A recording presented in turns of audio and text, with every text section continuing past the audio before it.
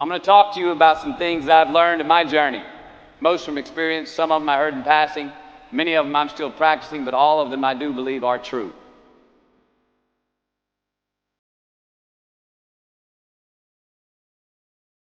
Life is not easy. It is not. Don't try to make it that way. Life's not fair. It never was. It isn't now, and it won't ever be. Do not fall into the trap, the entitlement trap, of feeling like you're a victim.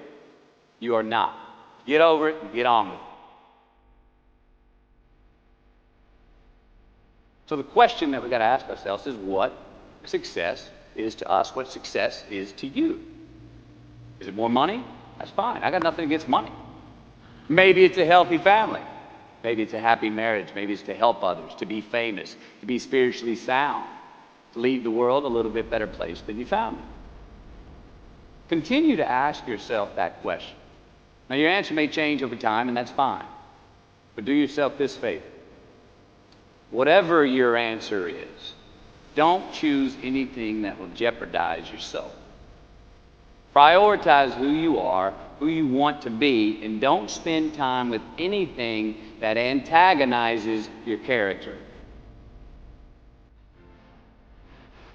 Be brave, take the hill, but first answer that question, what's my hill? So first, we have to define success for ourselves.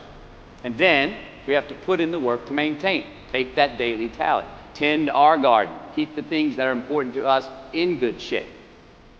Where you are not is as important as where you are. It is just as important where we are not as it is where we are. Look, the first step that leads to our identity in life is usually not, I know who I am. I know who I am. That's not the first step. The first step is usually, I know who I am not. Process of elimination. Defining ourselves by what we are not is the first step that leads us to really knowing who we are. You know that group of friends that you hang out with that they really might not bring out the best in you? You know, they gossip too much, or they're kind of shady. They really aren't going to be there for you in a pinch.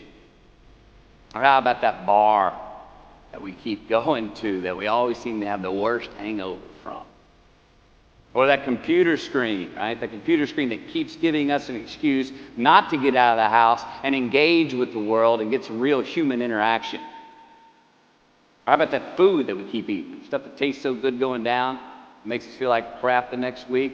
We feel lethargic and we keep putting on weight. Well, those people, those places, those things, stop giving them your time and energy. Just don't go there. I mean, put them down. And when you do this, when you do put them down, when you quit going there, when you quit giving them your time, you inadvertently find yourself spending more time and in more places that are healthy for you, that bring you more joy. Why? Because you just eliminated the who's, the where's, the what's, and the when's that were keeping you from your identity. But trust me, too many options, I promise you, too many options will make a tyrant of us all. All right, so get rid of the excess, the wasted time. Decrease your options. If you do this, you will have accidentally, almost innocently, put in front of you what is important to you by process of elimination.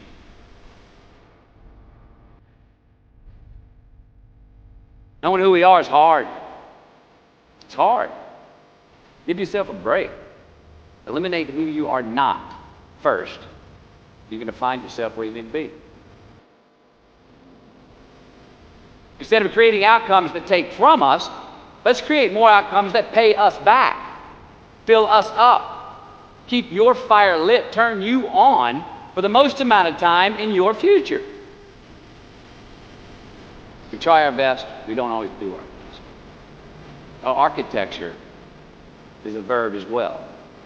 But since we are the architects of our own lives, let's study the habits, the practices, the routines that we have that lead to and feed our success, our joy, our honest pain, our laughter, our earned tears.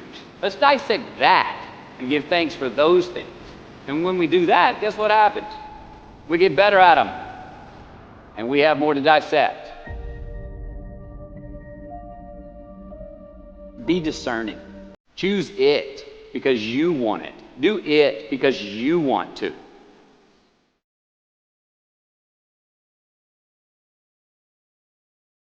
We're going to make mistakes. You got to own them. Then you got to make amends. And then you got to move on. Guilt and regret kills many a man before their time. So turn the page. Get off the ride. You are the author of the book of your life.